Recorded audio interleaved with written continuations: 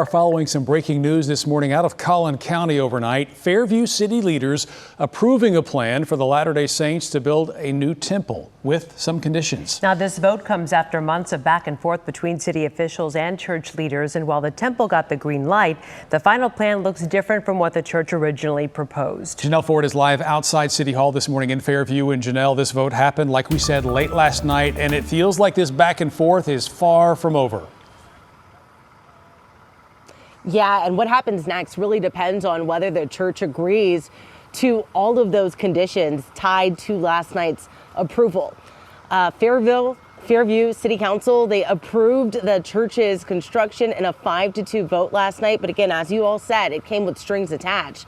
The Church of Jesus Christ of Latter-day Saints will have to follow every recommendation laid out by the city's Planning and Zoning Commission, including limits on lighting and landscape, and most notably, keeping that spire capped at 120 feet.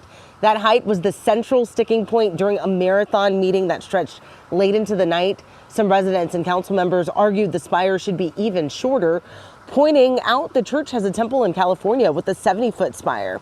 They say that's much more in line with local zoning exceptions already granted to other churches in Fairview.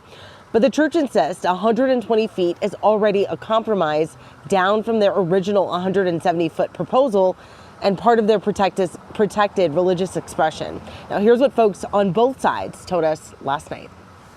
We want them to have a temple. It's never been about that. It's about setting the precedents. We don't want huge structures in residential zoning areas. The mediated agreement is already smaller than what we need.